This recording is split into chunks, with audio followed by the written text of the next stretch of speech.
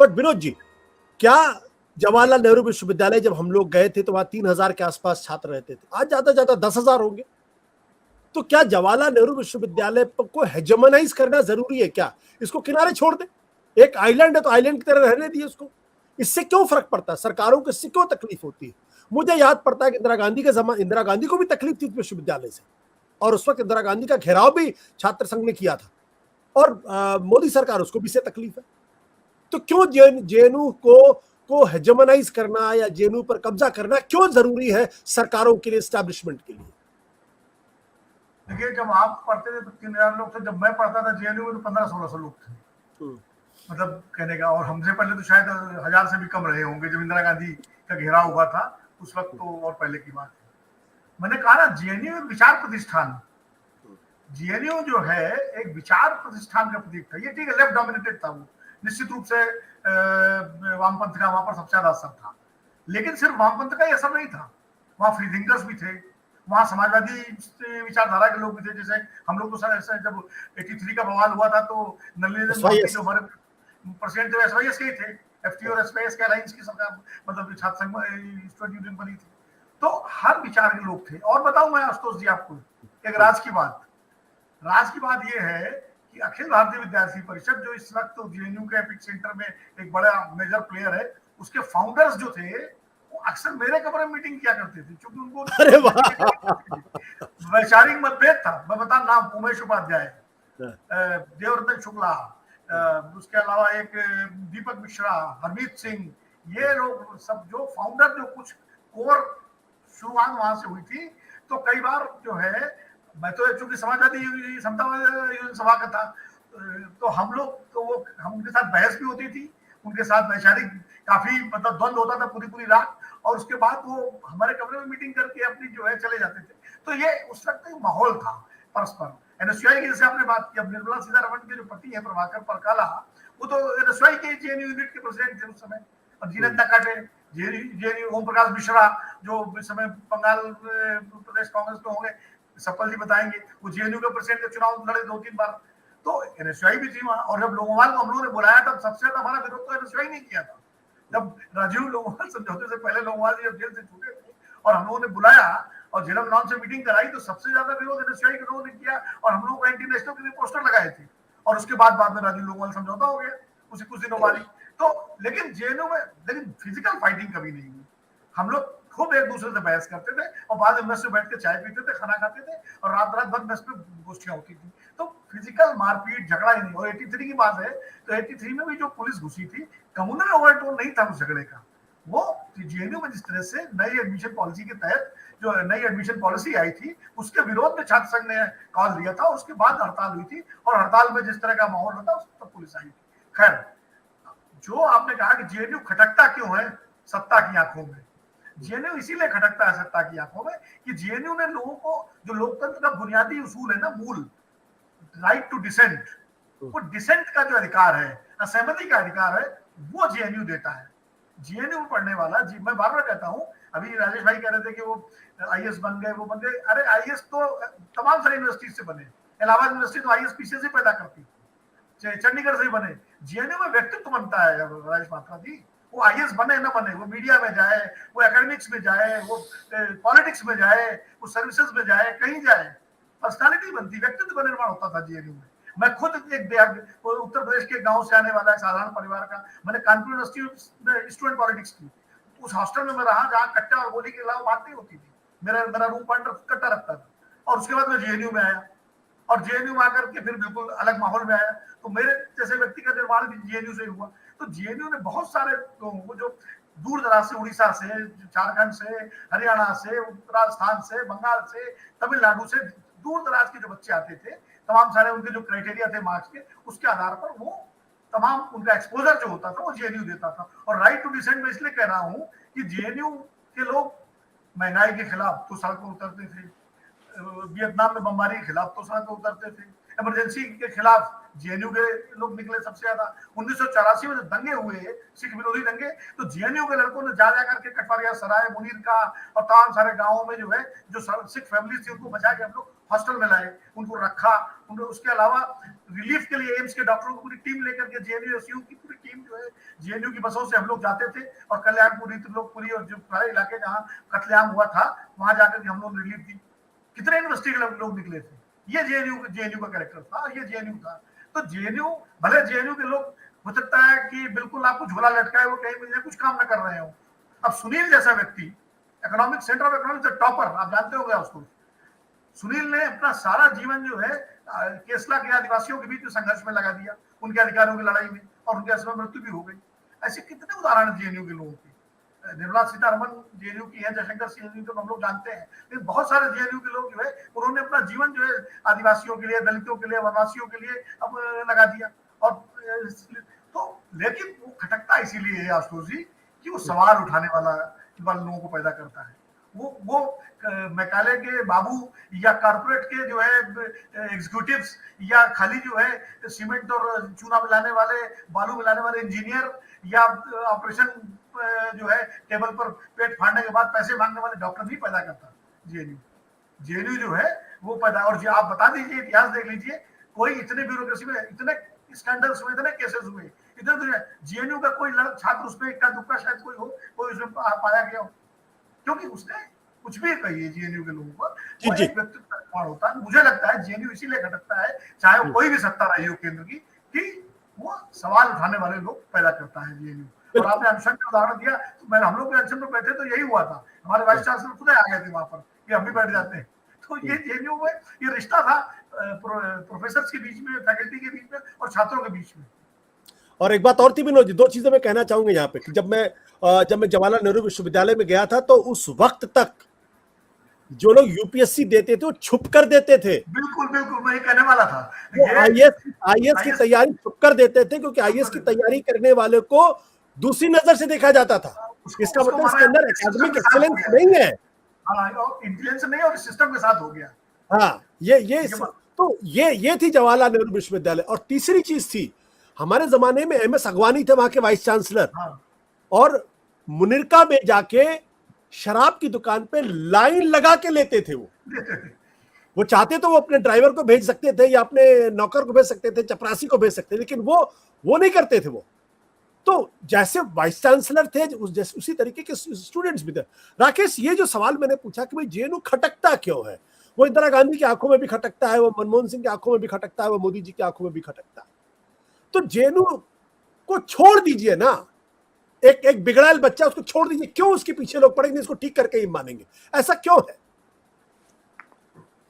देखिए, JNU centre of excellence रहा है, विश्व के बड़े विश्वविद्यालयों में इनका नाम है, यहाँ के लोगों ने अच्छा किया है, समाज में, दुनिया में अलग अपनी पहचान बनाई है। तो जरूरी है कि जो एक सिग्नेचर यूनिवर्सिटी आपका है, इंडिया का एक फेमस यूनिवर्सिटी है जिसकी चर्चा विदेशों में भी होती है, विदेश में लोग आपको जानते हैं, तो वो सिग्नेचर यूनिवर्सिटी है। हर सरकार चाहती है कि उसके लाइन को फॉलो करे, चाहे वो कांग्रेस की सरकार हो, चाहे उसके बाद में किसी और की सरकार हो, या अब भाजपा की सरकार है। दिल में इच्छा यही रहती है कि ये यूनिवर्सिटी जो है, इससे में जो विचार पनप रहे हैं, इसमें जो बातें चल रही हैं, वो सरकारी लाइन को टो करें। ये इच्छा है, एक दबी हुई इच्छा हर सरकार के पीछे है। कल होके कोई दूसरी पार्टी की सरकार बनेगी, वो भी शायद यही चाहेंगे कि जेएनयू जो है उनके विचारों का वो चैनल बने। और जेएनयू में अपना एक स्वतंत्र सोचने की क्षमता रही है। जेएनयू के लोग वैचारिक लड़ाई लड़ते रहे हैं, और जेएनयू का जो पूरा जो वातावरण था वो बिल्कुल भारत तक सीमित नहीं था। जैसा हम पहले भी चर्चा कर चुके हैं कि जेएनयू एक वैश्विक विचारधारा का एक केंद्र था, जहां पर उन तरह की विषयों पर बातें होती थी जो सामान्यतः हर जगह नहीं होती थी। बहुत तरह के विश्वविद्यालयों में ऐसी चर्चा नहीं होती थी। हमारे यहाँ यासिर अराफात आजाद हो रहे हैं, नेल्सन मंडेला नहीं हो रहे हैं, क्या हो रहे हैं, ये बहुत बड़ा इशू था। वियतनाम बहुत बड़ा इशू था, निकारागुआ बहुत बड़ा इशू था। तो कुछ आपको याद होगा कि तिएननमेन स्क्वायर में जो घटना हुई, उस पर कितना बड़ा प्रदर्शन वो हमारे समय में हुआ था, कितना बड़ा प्रदर्शन उस वक्त जेएनयू में हुआ था। तो जेएनयू एक सिग्नेचर यूनिवर्सिटी है, ये बात माननी होगी, खास करके सोशल साइंस के सब में और ह्यूमैनिटीज में इसका कोई तोड़ भारत में नहीं है। और ऐसा यूनिवर्सिटी सरकार की लाइन न ले, जबकि सरकार ये बोलती है कि उसने जेएनयू पर पर हेड इतना पैसा खर्चा किया है। मुझे याद है जब हम आप पढ़ते थे तो जेएनयू में पर हेड 34,000 रुपए पर महीने खर्चे होते थे, और जेएनयू इतनी रिच थी हर चीजों में। मैंने अपने पूरे जेएनयू के 6 साल के जीवन में शायद एक भी किताब नहीं खरीदी होगी, सारी किताबें लाइब्रेरी में अवेलेबल थी, जो चीज आप चाहिए उसकी कॉपी मिल जाती थी। 350 वहां पे न्यूज़पेपर आते थे, कोई जर्नल नहीं है दुनिया का जो वहां पर नहीं आता था। सरकार सचमुच बहुत पैसा खर्च करती थी, हमारा हर कुछ बहुत सारा सब्सिडाइज होता था, और उतना कुछ करने के बाद वहां का प्रोडक्ट जो है कल होकर सरकार के निर्णयों पर सवाल करने लगे तो कोई सरकार नहीं पसंद करेगी। हमने यहाँ पर खर्चा किया हुआ है तो हम चाहेंगे ना कि आप हमारी लाइन लीजिए। तो ऐसा हुआ है कि जेएनयू में लोगों ने सवाल किया, इमरजेंसी के दौरान सवाल हुए, बाद में सवाल हुए। लोंगोवाल, मुझे याद है जब लोंगोवाल आए थे मैं उस दिन था कैंपस में, एनएसवाई वालों ने बड़े बड़े पोस्टर लगा रखे थे कि पहले इस 5 सवालों का जवाब दो फिर हम बोलने देंगे आपको। ऐसा था, वो दिन मुझे अच्छे से याद है।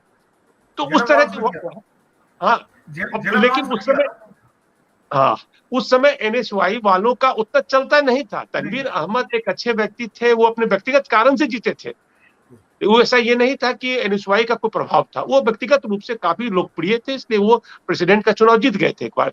तो एनएसवाई के समय में भी जेएनयू जो थी वो कांग्रेस की सरकार की आलोचना कर रही थी, एनएसवाई का वहां पर वर्चस्व नहीं हो रहा था। उसके बाद जितनी भी सरकारें रही हैं उसकी आलोचना वो हमारे जेएनयू में हुई है, और सटीक आलोचना हुई है, गलत आलोचना नहीं हुई। लेकिन हमारे लोकतंत्र की एक कमी है, सरकारों में एक कमी है, वो अपनी आलोचना बर्दाश्त नहीं कर पाते, और खास करके आज की सरकार वो अपनी आलोचना बिल्कुल नहीं बर्दाश्त कर सकती। तो उनको जेएनयू को बदलना होगा, वो बदलने की प्रक्रिया में है। पहले उन्होंने ये किया कि जेएनयू में पहले 1200 एमफिल और पीएचडी की सीट होती थी, सर अब वहां मात्र 175 है। मतलब उनको अब कोई हायर स्टडीज नहीं कराना है। अब वहां पर मेजर जनरल बख्शी वहां पे जाकर भाषण देते हैं, वहां पर टैंक लगाया जाता है, विवेकानंद की मूर्ति लगा। अब विवेकानंद सबके पूजनीय है, लेकिन उनके पीछे उनको जो हाईजैक किया हुआ है वो आरएसएस है, एबीवीपी है। उस कल्चर को वहां पर वो एस्टैब्लिश करना चाहते हैं। तो जेएनयू जाहिर है कि अभी भी भारत के लिए शोपीस है, और वो शोपीस अगर वो सरकार की लाइन नहीं लेता है तो सरकार की आंखों में हमेशा खटकेगा। बिल्कुल। जेएनयू में अफसोस कभी मूर्ति पूजा नहीं हुई है। मतलब जवाहरलाल नेहरू तक की मूर्ति नहीं है जिनके नाम पर यूनिवर्सिटी है। यस, अब आप मूर्तियां लगा रहे हैं। मैं जब पहली बार जवाहरलाल नेहरू विश्वविद्यालय आया, राष्ट्रवाद हो जाएगा। देखिए, तोप को देखते ही आपके अंदर राष्ट्र के प्रति प्रेम जग जाता है। अगर तोप नहीं होता तो आप राष्ट्र प्रेमी नहीं माने जाते, इसलिए इसको एक्सेप्ट करिए। गुरदीप जी, जब मैं पहली बार जेएनयू में आया तो पहली बार मुझे हिंदुस्तान का एहसास हुआ, क्योंकि मेरे क्लास में आंध्र प्रदेश के भी लोग थे, उसमें उड़ीसा के भी लोग थे, उसमें नॉर्थ ईस्ट के भी लोग थे, उसमें कश्मीर के भी लोग थे, उसमें बॉम्बे के भी लोग थे, उसमें बिहार के भी लोग थे, सब जगह से लोग थे वहां पे। हम जब इलाहाबाद में थे तो आसपास के ही लोग थे। पहली बार लगा कि हिंदुस्तान में इतनी जाति, इतनी भाषाएं हैं, इतनी तरीके से लोग बोलते हैं। एक इतनी खूबसूरत यूनिवर्सिटी को बर्बाद करके क्या मिलेगा सरकारों को? देखिए, इसके पहले जो आपने अभी इसके पहले कमेंट किया था, मैं उस पर भी जवाब दूंगा कि जेएनयू से सरकारों को समस्या क्या है। इंदिरा गांधी को भी समस्या थी, डॉक्टर मनमोहन सिंह को भी समस्या थी। ये बात बिल्कुल फैक्चुअली गलत है, क्योंकि आप जिसके कहते हैं एप्पल एंड ऑरेंजेस को आप बराबर तोल रहे हैं। मनमोहन सिंह जी गए थे 2005 में जेएनयू कैंपस में, और उस वक्त भारत का यूएन में वोट किया था यूएस के पक्ष में, एटॉमिक एनर्जी IAEA के सवाल के ऊपर, ईरान के इशू को लेके वो इशू था, जिसपे जेएनयू के लोगों ने, छात्रों ने प्रदर्शन किया, काले झंडे दिखाए तो 2 लोगों को पुलिस भी ले गई। लेकिन मनमोहन सिंह जी वहां रहे, उन्होंने भाषण दिया, और बाद में पीएमओ ने ही इंटरवीन किया कि छात्रों के साथ कोई जाति नहीं हो। ये बात भी लोगों को बताना जरूरी है। लॉ एंड ऑर्डर में कोई अगर कार्रवाई होती है और जो अब हो रहा है उसके अंदर बड़ा फर्क है। और दूसरी बात, क्या 10 साल के अंदर यूपीए की सरकार ने जेएनयू को खत्म करने का काम किया, या जेएनयू को पैसा देना, जेएनयू के लिए जितनी सुविधाएं देना, जेएनयू के लोगों को विभिन्न कमेटियों में रखना, जेएनयू के फैकल्टी को अलग अलग डिसीजन मेकिंग में रखना, क्या ये यूपीए सरकार ने नहीं किया था? तो ये कहना कि यूपीए सरकार मनमोहन सिंह अगेंस्ट है, या इंदिरा गांधी की बात भी करें, वो तो यहाँ तक कि जब इमरजेंसी का वक्त था, और वो मशहूर फोटो है जिसमें सीताराम येचुरी पढ़ के सुना रहे हैं, वो तो इमरजेंसी के वक्त की है। इमरजेंसी के वक्त में भी वो ये हुआ था कि पूरा छात्रों का, जो छात्र नेताओं का एक डेलीगेशन मिलने गया था और पढ़ा था। और ये एक दूसरी भी बात है कि 77 की बात है, जिसके 1-2 दिन बाद शायद इमरजेंसी हटाने की बात भी हो गई थी, मुझे एग्जैक्टली टाइम नहीं मालूम है, लेकिन उसी पीरियड में, क्योंकि मुझे खुद येचुरी जी ने बताया था कि उसके बाद वो इमरजेंसी हटाने की घोषणा भी हो गई थी। तो इन चीजों को, लेकिन इंदिरा गांधी उसके बाद कई साल प्रधानमंत्री रही, 4 साल और रही, 80 से 84 के बीच में। तो जेएनयू को खत्म तो नहीं किया गया था, सुविधाएं दी गई थी। तो ये कहना कि जेएनयू का मिजाज, देखिए जेएनयू का मिजाज सवाल करने का है, सवाल करने का मिजाज सत्ता को पसंद तो नहीं आएगा, लेकिन फर्क वहां पे और अब में ये है कि तब अगर पसंद नहीं भी आता था तो भी जेएनयू को प्रमोट किया गया था, क्योंकि नॉलेज है तो नॉलेज सवाल पूछेगी। और डॉक्टर मनमोहन सिंह तो खुद ये बात बोलते थे कि पूछिए, वो तो अपने सलाहकारों को, जो लोग उनके साथ काम करते थे, उनको प्रोवोक करते थे कि मेरे खिलाफ पूछिए, जितना पूछना है मेरे सवाल पर सवाल पूछिए। तो जेएनयू सवाल पूछने की परंपरा को बनाता था। और ये बात सही है कि यही चीज आज की सरकार को पसंद नहीं है, उसका सवाल पूछना ही पसंद नहीं है, उसको कैबिनेट में सवाल पूछना पसंद नहीं है, उसको संसद में सवाल पूछना पसंद नहीं है, उसको मीडिया में सवाल पूछना पसंद नहीं है। आज 8 साल में एक भी प्रेस कॉन्फ्रेंस तो नहीं हुई प्रधानमंत्री जी की, एक भी नहीं हुई। तो जब जेएनयू जो संस्था है वो सवाल पूछना सिखाएगी तो इनको पसंद क्यों आएगा? दूसरी बात, ये बात सच है कि जेएनयू पूरा नेशनल एक पर्सपेक्टिव देता था छात्रों को। अभी इस साल से तो वो भी बदल जाएगा, सेंट्रलाइज्ड टेस्ट होने जा रहा है सारी सेंट्रल यूनिवर्सिटी का, जेएनयू का भी उसी में होगा, ये माना जा रहा है। तो अब वो व्यवस्था भी खत्म हो जाएगी जिसमें कि जेएनयू में अलग अलग वर्ग के, अलग अलग क्षेत्र के, अलग अलग राज्यों के स्टूडेंट्स आते थे, गरीब स्टूडेंट आते थे। और ये बात सच है कि अगर वो वाली व्यवस्था नहीं होती तो मैं अपने बारे में कह सकता हूँ, मैं जेएनयू में तो नहीं पढ़ा, लेकिन बाकी कॉलेजों में भी पब्लिक यूनिवर्सिटीज थी, तो हम तो नहीं पढ़ सकते थे, हम तो पढ़ के यहाँ तक नहीं पहुंच सकते थे।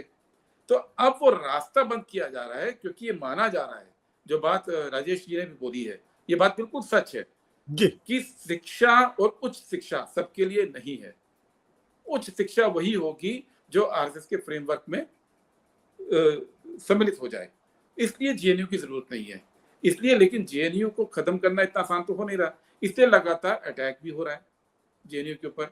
और जेएनयू क्यों, सभी शिक्षण संस्थाओं के ऊपर अटैक हो रहा है। जितनी भी शिक्षण संस्थाएं हैं जहां सोचने विचारने का काम होता है, वहां पे लगातार ये प्रॉब्लम्स आ रही है। और ये एक लड़ाई है जो इस देश में लड़ी जा रही है। मुझे नहीं मालूम कि इसका अंत कहां जाके होगा, लेकिन ये लड़ाई तो है। बिल्कुल। राजेश, फाइनल वर्ड, क्या जेएनयू तबाह हो जाएगा या बचेगा? नहीं, एक ख्याल से और कोई एक स्वरूप भले आ जाए, क्योंकि जेएनयू एक आइडिया भी है, जेएनयू एक विचार है, और विचार को आप कभी नहीं मार सकते, विचार को आप दबा सकते लेकिन मार नहीं सकते। और खास करके जो विचार दुनिया की प्रगति के लिए जो विचार बनती है। मैं 3 चीजें आपको बताना चाहूंगा जो आप पूछ रहे थे कि सरकार को क्यों जेएनयू खटकता है या खटकता है। पहला, जेएनयू पॉलिटिक्स ऑफ रेजिस्टेंस का एक आइडियोलॉजिकल और इंटेलेक्चुअल फाउंटेन हेड है। यहां से किसी ना किसी तरह से, अगर विजिबल इनविजिबल, अगर एक कैडर पूरा देश भर में है, पढ़ा लिखा कैडर, जो कि डेमोक्रेसी, राइट्स, ये चीजों को बारे में सोचती है, बोलती है, और कहीं ना कहीं अपने तरीके से उसका एक संघर्ष चलाती है, वो सारे जेएनयू से निकल के आते हैं। तो आरएसएस जैसे कैडर वाले संगठन के लिए ये बहुत जरूरी है कि वो भी एक आइडियोलॉजिकल फाउंटेन हेड है, और वो खुद समझती है इस तरह का आइडियोलॉजिकल फाउंटेन हेड कितना खतरनाक हो सकता है अगर उसको ना खत्म किया जाए। तो इसीलिए वो खत्म करने पे लगे हुए हैं, हालांकि वो इतना आसान नहीं होगा। दूसरा, जो जेएनयू केवल जेएनयू में पढ़ने लिखने वाले लड़कों के लिए नहीं था, एक तरह से जेएनयू एक एकेडमिक गाइड और इंस्पिरेशन हुआ करता था देश के सारे प्रांतों में जो यूनिवर्सिटीज होते थे। अक्सर बहुत सारे लोग जेएनयू से निकल के दूसरे यूनिवर्सिटी में पढ़ाने जाते हैं, और अनेक तरह से अनेक यूनिवर्सिटीज के करिकुलम डेवलपमेंट हो, एक इंटेलेक्चुअल एनवायरनमेंट का अभिवृद्धि हो, उसमें जेएनयू के लोग और जेएनयू बड़ा रोल प्ले करते आया है। तो इसीलिए भी एक चीज है, एक लीडरशिप रोल, जिस तरह से राकेश सिंह ने कहा, ये हिंदुस्तान के सबसे बड़ी सिग्नेचर यूनिवर्सिटी है, इसीलिए इसका एक प्रभाव है दूसरे यूनिवर्सिटी और दूसरे शिक्षा अनुष्ठान के ऊपर, उसको भी कहीं ना कहीं एक खत्म करने का प्रयास है। तीसरा सबसे जो बड़ा मुद्दा है वो ये है कि जेएनयू सोशल मोबिलिटी, शिक्षा और ज्ञान के साथ, एजुकेशन और नॉलेज के साथ सोशल मोबिलिटी कैसे होती है, जेएनयू उसका जीता जागता एक उदाहरण है। और यह सरकार नहीं चाहती है उस तरह का सोशल मोबिलिटी। ये सरकार हमें मीडिएवल इंडिया में ले जाना चाहती है। ये सरकार हमें वापस जाति प्रथा में ले जाना चाहती है। ये सरकार हमें वहां ले जाती है जहां सिर्फ हमारे ड्यूटीज हो, रिस्पॉन्सिबिलिटीज हो, कोई राइट्स ना हो। इसीलिए जेएनयू इस सरकार को सत्य हिंदी का ऐप डाउनलोड करें गूगल प्ले स्टोर पर।